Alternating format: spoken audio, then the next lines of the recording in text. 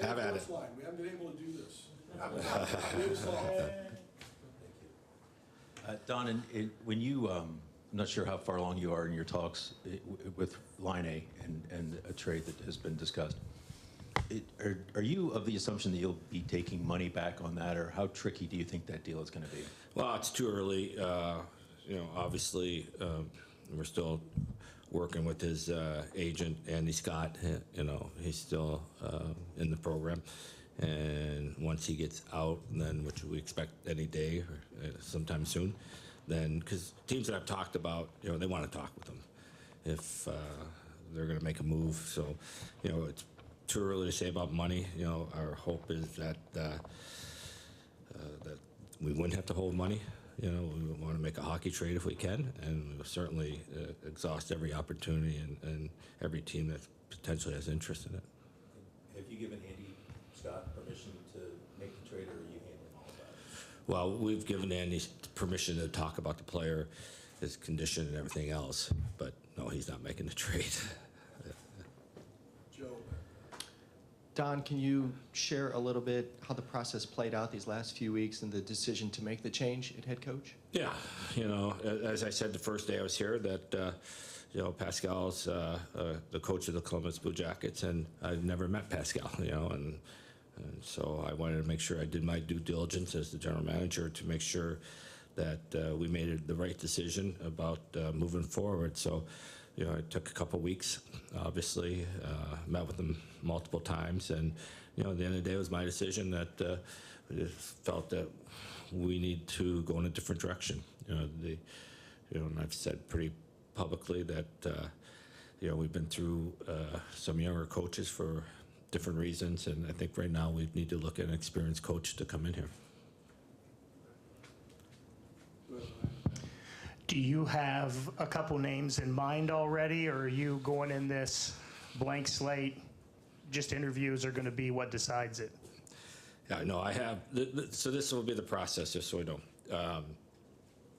We're the only team in the NHL looking for a head coach. The guys that are available today are going to be available tomorrow. So a group of us are talking to general managers, players. My list is 12 people actually right now. We're not going to interview 12 people. We're going to do our due diligence very thoroughly, and once we get to a point that we're all comfortable of interviewing, then we'll start interviewing, whether that be 3 or 4 people at the end. But right now, we got a little window here to make sure we get this right. And the best way to get it right is make sure we unturn every rock that we possibly can about anybody that's available that we want to coach this team. Mark Scheif. Don, how many of the current Blue Jackets players have you had a chance to speak to, and then how much of an impact does their input have on like the Vincent decision and some other decisions that might be coming up? Players don't have any say in who's coaching this hockey team. I just think that, if you go back in history, there's players that like coaches, don't like coaches. So, when I did have talked about probably 15 players so far, and it's more about how they felt their season went, and how their summer is going, what we have to look forward to for next year. So, I always say that managers manage, coaches coach, players play, and that's what we want to make sure the focus for the players is right now, training for the upcoming season to be best prepared as possible. Hey, Don. Going back to Laine really quick, is it a mutual thing where the team and the player and the agent all kind of feel like a trade might be the best option, or is there a chance would you like to talk to him as well about potentially staying? Yeah, no, I think right now we're all playing nice in the sandbox, and until we get to a point where decision have to be made, maybe there's not something out there that makes sense for us, and then we have to cross that bridge, So right now, they've expressed their view, and we said that we will certainly look at all our options, and spoke to Andy again yesterday about this. But you can't rule out if the options are limited or there's no options that make any sense, then, that we'll have to deal with that. Forty next. You're looking for a veteran coach. In the event that Joel Quenneville is cleared by the NHL to return, would he be considered? Yeah, I'm not gonna, probably not my best interest to talk about what might happen. Obviously we all know that Joel is still held back by the league. I think I'll leave it to the league to maybe eventually answer that question. Don, what's your definition of experience in terms of coach? A coach that has 5 years as a head coach in AHL and maybe a couple in the NHL as opposed to a 10-year NHL. Does he have to have NHL head coaching experience? That's a great question. I believe they do at this point. There's a lot of good coaches out there at every level, including the ex-guys that have coaching NHL. And I just think, talking with everybody here and kind of getting my finger on the pulse the last 3 weeks, that we need somebody that's been in this chair before that has coached in the NHL. So, and we'll have some good choices there. Jeff's over front. Just want to ask a little bit more of a general question. You came in here about 3 weeks ago and probably had a mile-long to-do list as far as meeting people, making decisions, things like that. Just want to get a sense of what these first 3 weeks have been like. How much progress do you think you've made, and do you feel comfortable where you're at going into what's now a pretty big portion of the calendar with the draft and free agency? Well, this is probably longer now, but it's been a great 3 weeks. First of all, we got, I didn't know everybody here, but everybody I've got to know. There's really good people here, and when you have good people that have the same common goal, you can find a way to have success together. So I've spent a lot of time, obviously, with the hockey operations people. Not everybody yet, because I haven't had a chance, but we had pro scouting last week. We had amateur scouting the week before. As I said 3 weeks ago, we know we have some things we have to focus on. The draft.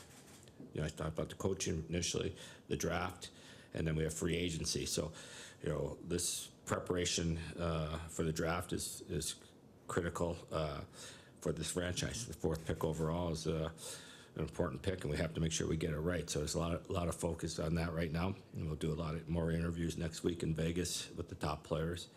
But I think everything's moving along. I'm happy with the progress we've made, and you can't do this, like I said, you can't do this job alone, and you need to surround yourself with good people, and that's what we've done here. Line back left. You had said that you thought things here were closer than probably most do. Does that make your approach to this offseason more aggressive? That's interesting, because aggressive is probably not how I look at it. We have a lot of good pieces here. Do we like to upgrade at certain spots? Absolutely, 100%. But if you get too aggressive, the whole thing about if you're going to do things is make sure that's the right pieces going out. If you're making trades, we all know you have to give something up to make a trade to get another player. So I don't know if it's as aggressive as you might be at a trade deadline or something like that. Or I think it's more making sure that whatever we're doing, that we feel like we're getting fair value from a trade front, and same with free agency. Free agency is going to be interesting this year, because a lot of teams have a lot of cap space because of the cap going up, and all that means is salaries could get more inflated. So we'll pay attention to that, but I can't say that we need to be real aggressive. I think anytime you're trying to build your hockey team and add to your team, you just got to make sure you have the right process in place. And if you have the right process and surround yourself with the right people, those decisions come easier. Don, you already made a decision on Pascal. I'm just wondering, how have the interactions with the other staff been, and will the process be any different in how you may evaluate them? When you say the other staff, the assistant coaches? Assistant coaches, assistant general managers, etc. Yeah, I've told everybody right now, the assistant coaches, no decisions be made on them until we hire a head coach, and then we'll go from there. I've met with the assistant coaches, the ones here in town. Mark's not here in town, and we all know when coaches are hired, head coaches, a lot of times they have somebody they want to bring with them. We'll see. We don't know if that's going to happen or not. But the guys that I've talked to here, I mean, you got a good support staff here. Again, it's going to be the head coach is going to have some major say in who his assistants are, of course. Well, you answered that question. In terms of the pitch to the coaches, what do you tell them about Columbus and this team, that the selling points to get them here? I don't think I don't think you have to sell coaches for this reason. It's the same thing I said at the opening press conference. There's a lot of good pieces here, and if you're a coach, they know the roster. They all of them coached last year probably that we're talking to, or for the most part. They know what we have here. So the selling part is, I think if they do their homework, they're going to sell themselves. Things we can talk about is, a lot of them haven't been in our facilities, and I mentioned it before. The facilities here are first class and maybe the best in the league. I've been here this over 3 weeks, and it's a good city. It's a really good city. Found my way around pretty good around here. So that's more the family, maybe life would be the selling point. I think the hockey will sell itself.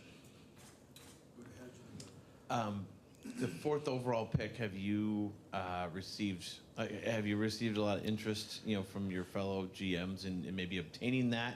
And since you've been here, you've had a chance to meet with the amateur scouting staff and all that. Is the feeling that if there was the right deal out there, that you could still get, a player that you'd really be excited about if you moved back? Yeah, there's been some talk. I know next week is really where it really picks up, but it's an interesting draft this year, because if you just look at the experts out there, which is you guys, the media, they talk about Sabrini being one, and then after that 2 through 7 or 8. And there's different lists that you look at. They're all different. So there's been some teams. Even around us are talking about trying to move back a little bit if you're going to get a nice asset with it. So there's chatter going on, but I expect that to really pick up next week. And again, we're open. We're open. If we keep the pick, we're going to get a great player, and if we trade the pick, it's going to have to be a great deal for us. I know you said the candidates will still be the candidates tomorrow, but do you have a timeline for wanting to get a coach in place? Well, not exactly, because with the draft next week, I'm hoping to use the next 3 or 4 days to, with my staff, to really dig into this group of available coaches. And if everything goes well, then, hopefully in the next week or so around the draft, we will be able to meet with people and keep the process going forward. Don, how do you view free agency this year? It hasn't been a major event here for the last couple of years with all of the young players coming in. Do you look at it and think maybe you can fill a void this year, or how do you view it? We just had pro meetings last week. I don't think there's any game changers, if that's what we're looking for. There's maybe some spots that we want to address, the bottom 6 forwards maybe, and a defenseman. So I don't look at it being that we're going to get a major game changer on during free agency, but I think there's some things we'd like to add for sure.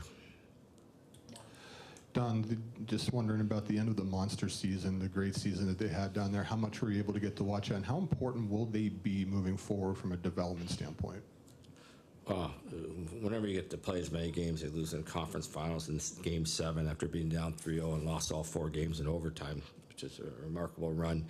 I did get to Cleveland, did not make it to Hershey, but watched all the games on TV. I think development is critical for the long-term success. We talked before about having the opportunity that we want to be able to sustain success. And you're going to do that by having a good farm system, drafting well, developing your players, getting them in the farm system, because we all know you can't continue to build your team through free agency. You can't build your team.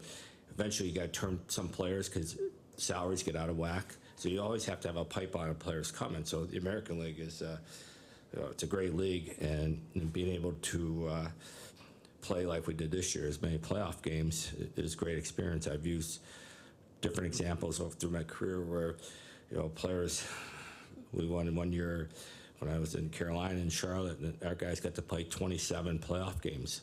It's more than a quarter of the season. And I don't care what level you're playing at, you're playing the playoffs. It's hard hockey. So to me, this is, you'd like to win, but it was a great run for them.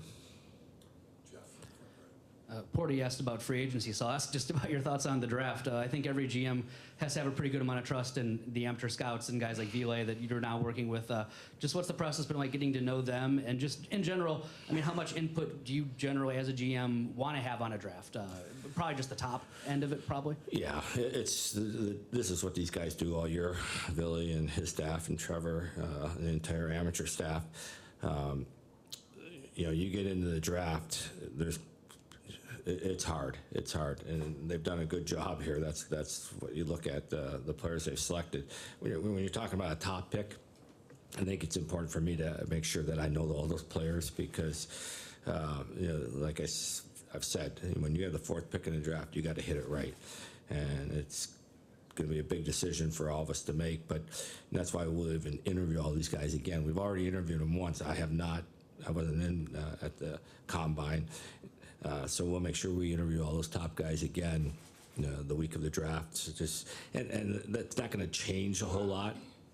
I did have one player one time, a top player, who said to me he didn't like hockey, but he was looking forward to buying a new car, something like that. And he never played a game in the NHL either, by the way. He was drafted in the first round, not by me. So I think it's. I think that pick is important for all of us to do as much homework as we can on it so that we get it right. We got a couple on Zoom as well. Just curious, there's that event going down in Florida, I believe, with the Gold Star. Did you guys send anyone down there, or do you have anyone there kind of watching those prospects? I think those guys were not either.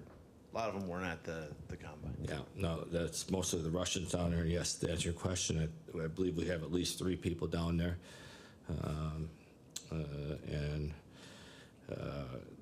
They got some top guys, obviously, that, being this year over in Russia, our North American or even our European scouts, unless they live in Russia, didn't have that opportunity to watch them live. So it was important. Dan Milstein does a good job with his guys down there. So, yes, to answer your question, we do have people down there. Jeff.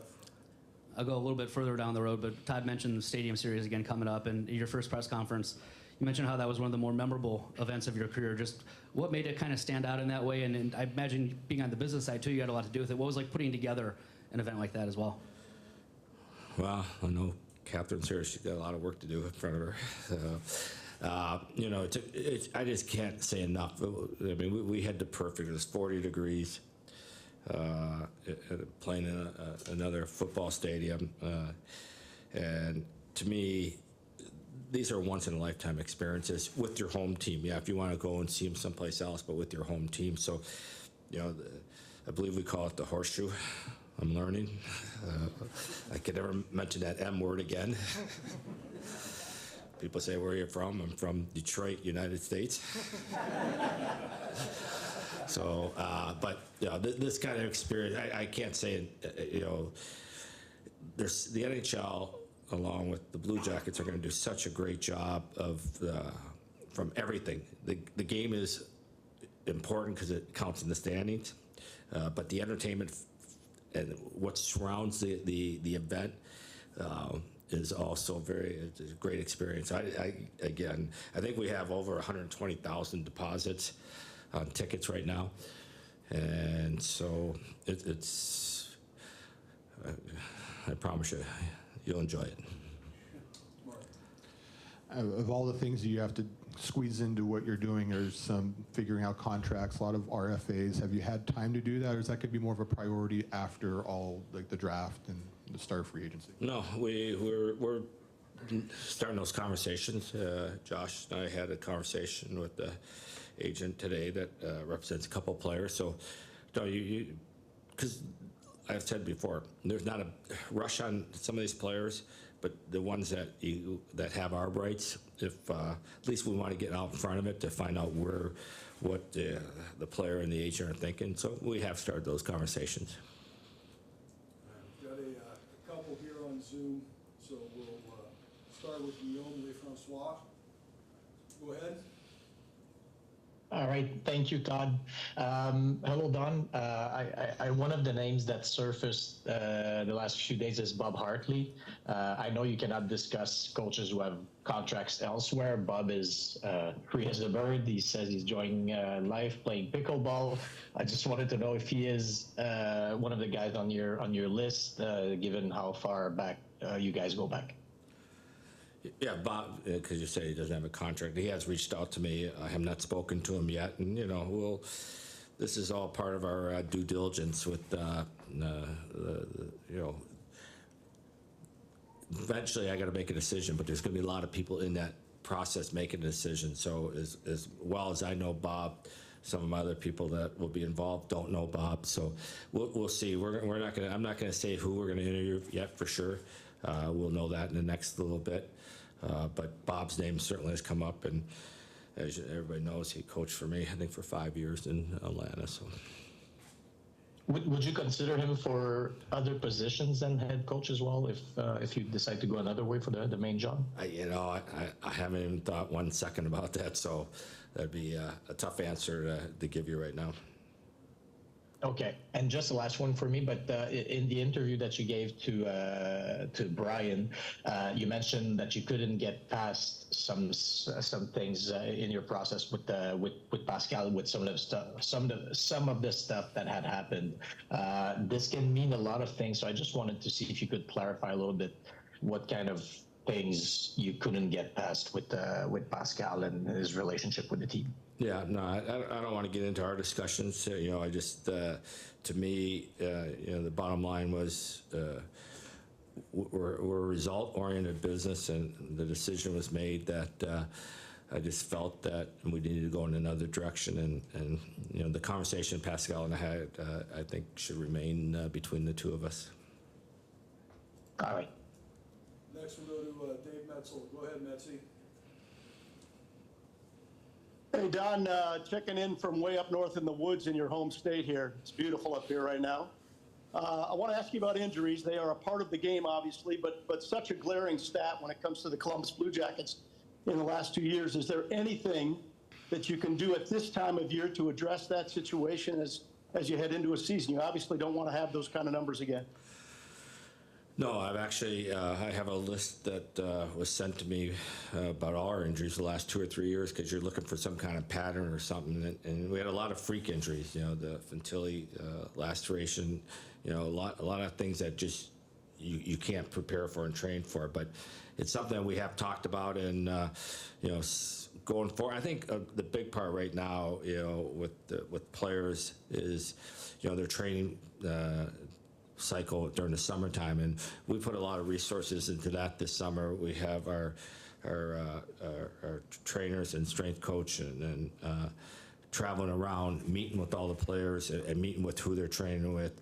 So I think there's been a big step already taken to try to get the players to prepare for the season. And we're only in June right now, but the reports that we were getting back from that everybody's really doing well. Health shouldn't be an issue with anybody at this point, and we want to just monitor what they're doing with their trainers, and by the time they get here, be ready to roll. So we're aware of it, and but I think it all comes down to preparation during the summertime.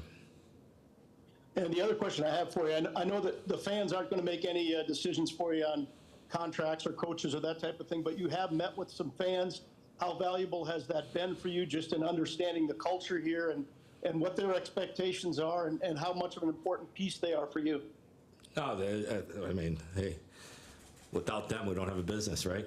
So the fans are critical for our business. I'm a big believer of you have to connect with your fans, and I've always been that way for my whole career, both as a player, manager, and everything. So it's been outstanding. I've been to went to one watch party, a couple season ticket holder events here at the building, and just being around town. People have been very, very, very friendly. Some have given me some good thoughts, for sure. The one thing that everybody has picked up on is if I'm trying to get rid of the cannon, and I keep saying, I love the cannon now. I hated the cannon, but I love the cannon now. So, we've had some fun. It's been fun being in the community for sure for the last couple weeks.